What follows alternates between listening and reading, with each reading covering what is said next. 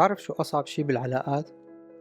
إنك تكتشف متأخر إنك كنت عم تحكي مع طفل، بشكل شخص كبير هيك طفل لابس بدلة وبيحكي بالفلسفة أحيانا وجوز معه ماجستير، بس وقت الجد بيصير مثل كأنه طفل صغير بده أمه أو أبوه.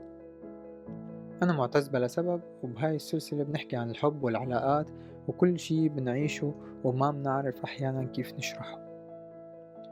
اليوم رح نحكي عن 6 إشارات إذا شفتها بتدل إنه الشخص اللي قدامك ناضج عاطفيا أو لا، وهالإشارات أو العلامات ممكن تغير كتير قرارات وممكن تنقذك من علاقة تاكل من روحك وإنت مو منتبه. الإشارة الأولى، هل هذا الشخص بيقدر يتحمل الحب؟ الحب حلو بس بيخوف. في ناس بس تحس إنك بتحبهم بيهربوا مثل كأنه ولد صغير بالحارة وعم يهرب من شي كلب. فكر فيها، هل بيقدر يعترف إنه بحاجة إلك؟ ولا بيحاول يبين قوي طول الوقت؟ هل بيخليك تهتم فيه؟ ولا كل شي لازم إنه أنا لحالي وبعمل كل شي لحالي وما بحاجة حدا؟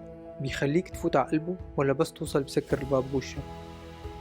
الإشارة الثانية، بيقدر يميز شو عم يصير جواته؟ يعني مثلا لما يتضايق بيعرف ليش ولا بس بيصير ينكد؟ لما يغار بيقول أنا غرت ولا بس ببلش يخبص ويحكي شغلات طالعة نازلة؟ فيه يوقف لحاله ويسأل حاله شو عم يصير جواتي، ولا لازم يعمل مشكلة مشان يفش خلقه؟ الإشارة الثالثة، لما بيحكي عن حاله بيكون صريح ولا عنده موهبة بالإخراج والتمثيل؟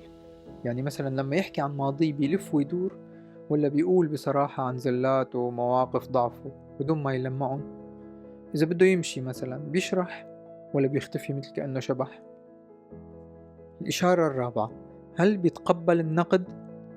يعني مثلا لما أنت بتزعل هو بيقول أنا آسف، بيعرف يعتذر ولا بيحول إنه الحق عليك، ولا بيقول إنه أنت حساس زيادة وعم تكبر الموضوع؟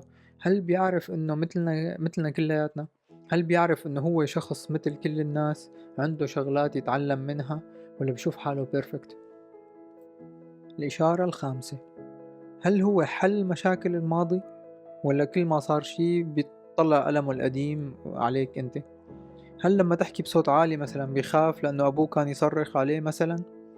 هل إذا نسيت عيد ميلاده بيزعل لأنه أمه كانت مثلا تنسى وجوده مثلا؟ يعني أمثلة بسيطة.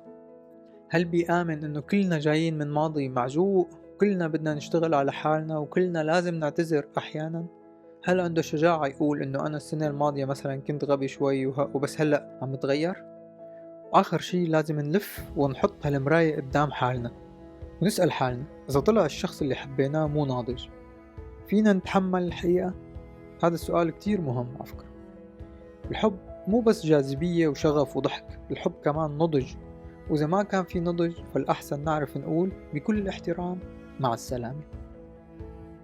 بتمنى هالحلقة تكون خلتك تطلع حواليك شوي وتفكر شوي، وإذا حسيت هيك شاركها مع حدا من أصدقائك أو اكتب لي على التليجرام أي شي بتحب تقول، وتابعني على البودكاست مشان توصل الحلقات للناس الجداد. وبين حلقة وحلقة ضلك طيب وضلك تضحك حتى لو شوي من قلبك مو ضحكا.